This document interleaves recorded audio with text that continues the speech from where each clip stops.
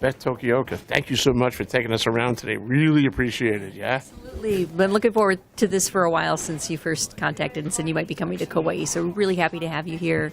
And we've got a lot to show you today. We're going to take you down to green energy, our biomass plant, which is relatively new to our portfolio, but an important part of our renewable portfolio. Spend some time with those folks. We're going to show you our Tesla plant. That is a really exciting project for us. As you know, that we had the blessing about a month ago, and that is going to be online very shortly for us, providing 13 megawatts for roughly 4 hours in the evening. So storing all that solar that we have and letting us use it in the evening hours when we really need it. So that's very exciting. We'll get to show you that project.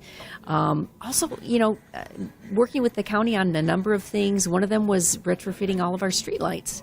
So we, I believe, are the first county in the state to be running now on all LED streetlights.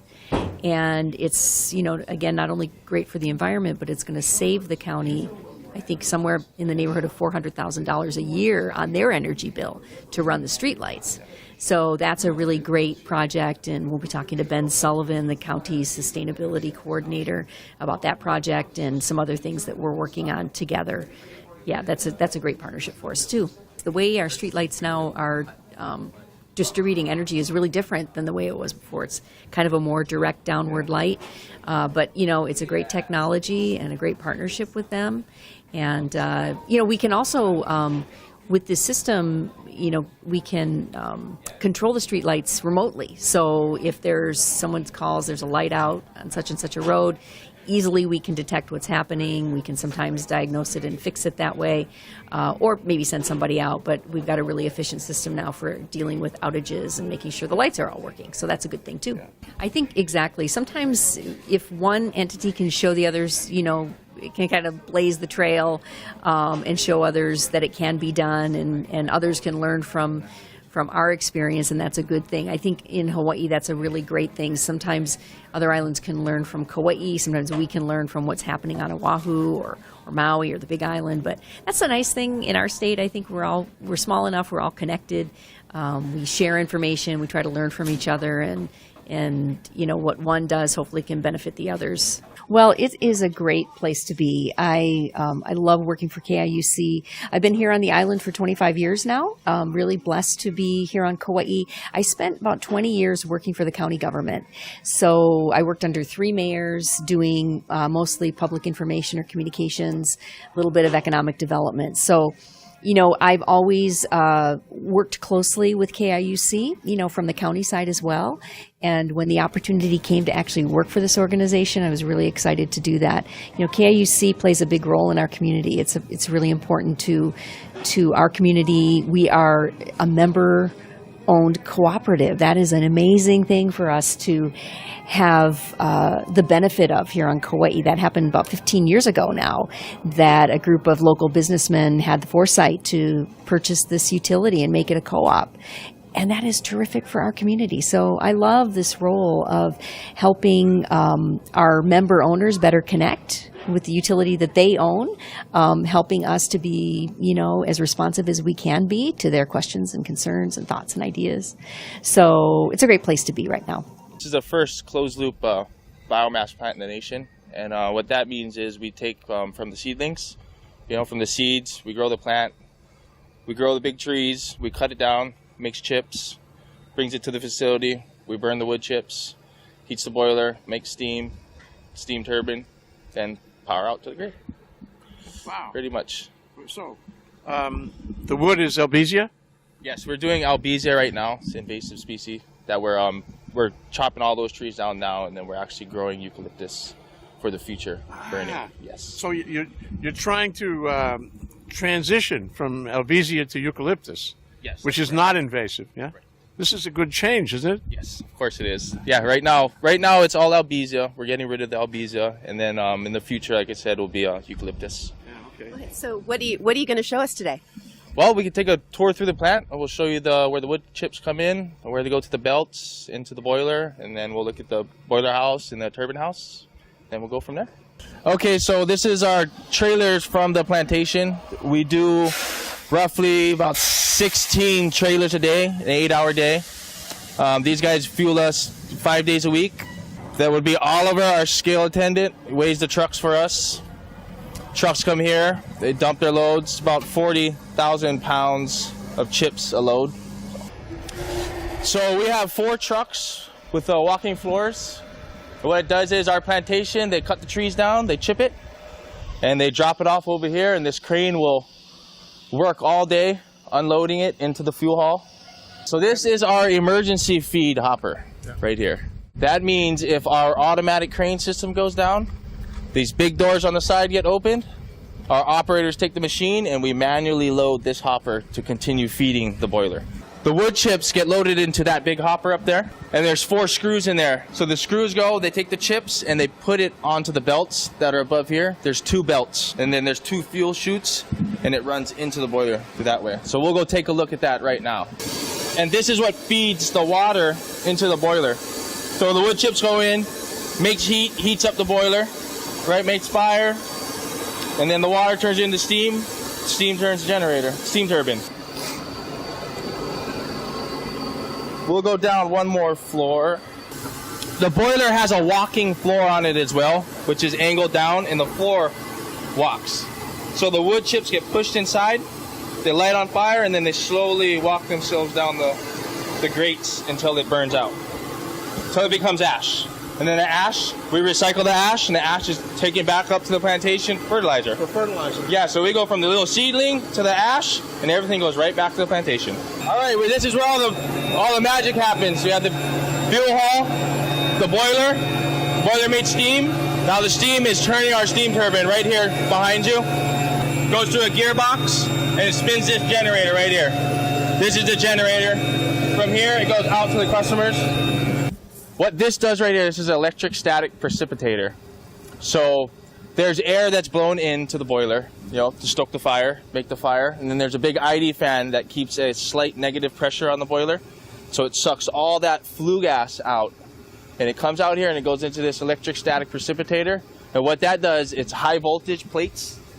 And it's 50,000 volts, and all the particles, all the dust stick to those plates. And so the flue gas comes out the stack, and it comes out clean out the top. I'm driving the bus, as we say. This is the main combustion page, and then we have different training screens that we utilize, tell us what's going on, and have an alarm page down there, which I can acknowledge that right here. We just actually were changing load within this last hour. You can see it on the trend over here. It's called SCADA, which is Supervisory Control and Data Acquisition. So I supervise by basically watching, and then doing control like changing load, and data acquisition, doing trending, things like that. We take hourly readings, which got a little bit of time for come up into the computer system on our power and pressures and different parameters. So it looks like what we've got here, when you talk, I feel like you took us all the way through that closed loop. You've got several species of trees. You're trying to use the invasive ones and then replace them with the more hospitable or sustainable ones. Right. Bring them all the way through the boilers, up and around, and then ultimately here you've got clean emissions at the end. Yes, that's correct. So we're on our way to go to the dairy farm, the Kauai dairy farm that is supported by the Ulupono Initiative. Hi, so Think Tech Kauai here at Kauai. Please tell us your name. Hi, Amy Hennessy with Hawaii Dairy Farms. Hi, Amy. Tell us your name, please. Jim Garments, Farm Manager, Hawaii Dairy Farms. All right, so thank you so much. Why don't you please tell us a little bit about the farm and what we're going to see today? Sure. Well, it's about 557 acres, and we're proposing a pasture-based dairy. It's the first of its kind in the islands, and it has rotational grazing. So we'll be restoring. Explain what is rotational grazing. Sure. So we have the herd broken up into 6 different groups, and we rotate them through a series of pastures. So they eat the grass as their natural feed. They leave behind natural fertilizer that helps the grass to grow, and then it's a nice virtuous cycle for the farm to exist. Lower cost production too. Oh, great! And what kind of products does this farm put out? Presently, all that we're doing is growing our grass products, which the cows will consume as their nutrient and 70% of their diet on a daily basis.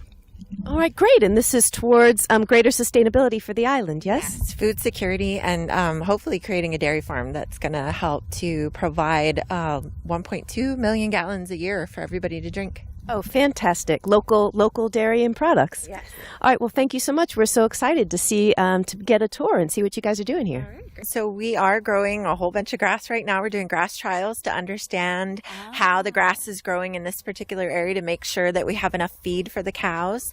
And then the idea was to try to use the pastoral model to get away from the reliance on imported feed and fertilizer for the cows. Got it. Yeah, so it's a lower cost model. It's better for the environment. It uses the natural resources that we have. The cow's manure is a great fertilizer.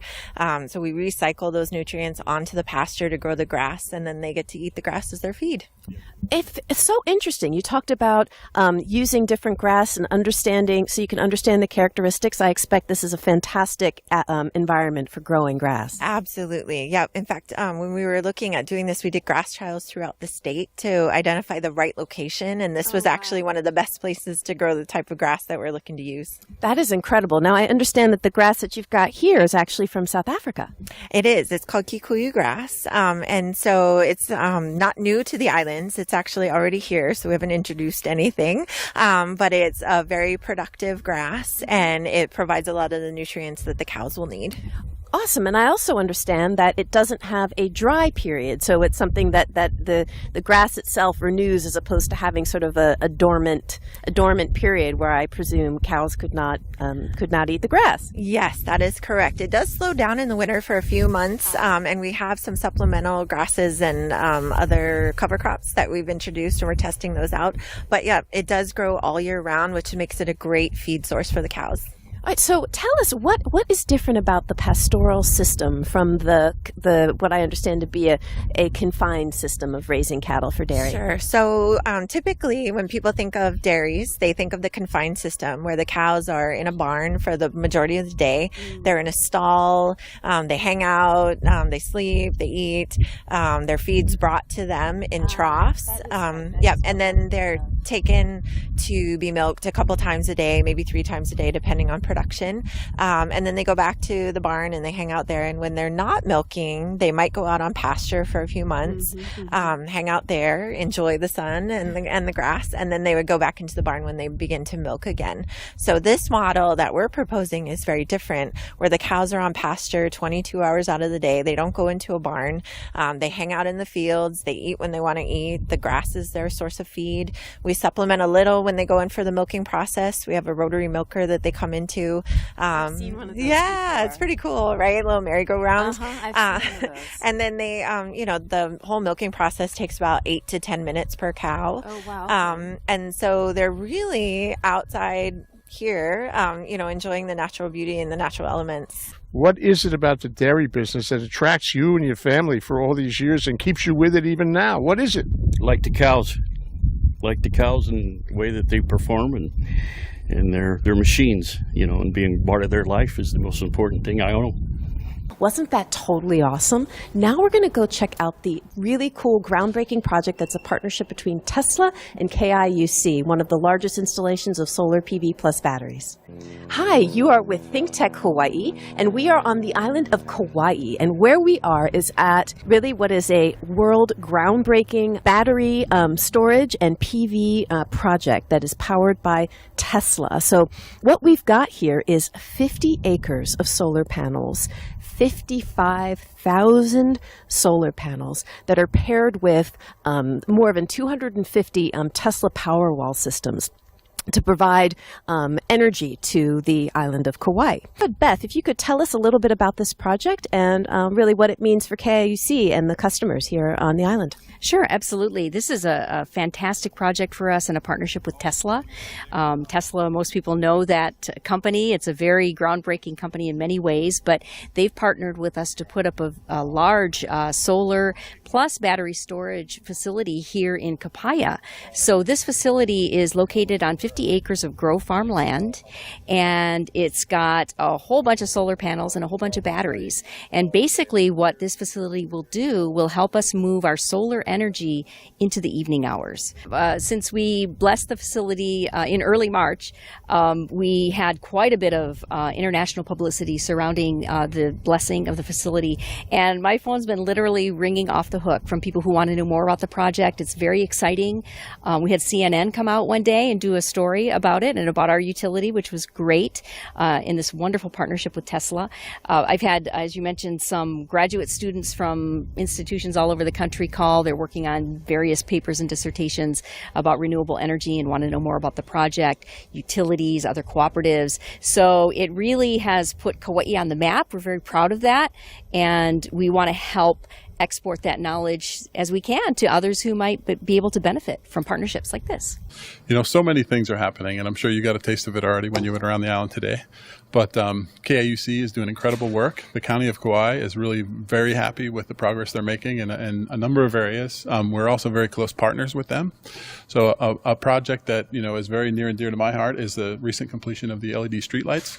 Oh, cool. Tell us about that. Yeah, so over the course of the last several years, we've been interfacing with KIUC, and we've both had this mutual objective of how do we get the conversion of our high-pressure sodium streetlights to LEDs. And right from the beginning, there was agreement that it was the right thing to do. It was going to benefit taxpayers, benefit members of the cooperative, but we knew it was going to take a little bit of work. There was a regulatory piece we had to complete. There was numerous other aspects of the project that needed to be worked out. But we luckily have a really strong partnership with them, thanks to an agreement that Mayor Carvalho and their CEO reached a number of years ago. So the whole project moved forward, and just starting last August and completing this just last January, they finished the installation. So we now have brand new streetlights all around the island. I think we reduced our energy use in that area by 70%. Wow. And what does that mean in terms of dollars? So the county will be paying $400,000 less on our electricity bill every year, or thereabout. That will fluctuate, obviously, with the price of energy, but that's about the ballpark estimate. How are things doing in Kauai, Mayor? There's a lot of great things happening on our island, and we're trying to invest to look at all the opportunities regarding energy, regarding sustainability. We're transforming our island into walkable, bikeable, complete streets, safe routes to school, and all that kinds of opportunities to make it more healthy, encouraging people to get out and about. I think that's the big part. We transformed our streetlights. I'm sure Ben talked about that, but there's many different projects happening at the same time. So I think we're on the brink of looking at different opportunities, bringing in resources, and then getting it back to the community and making our island safe and healthy. And that's the big part for me. Looking at some other renewables. We're looking at the our methane project, where you transform the methane to energy or to fuel. We're going to fuel our buses one day from the methane extracted from that landfill, and KIUC is going to be involved, okay? So just wanted to say how important, and we're on the brink, like I said, of many different opportunities. And so we got some great partnerships. You cannot do things alone, okay? It's all about working together, same vision, understanding where we got to go, and it's about the people that we serve.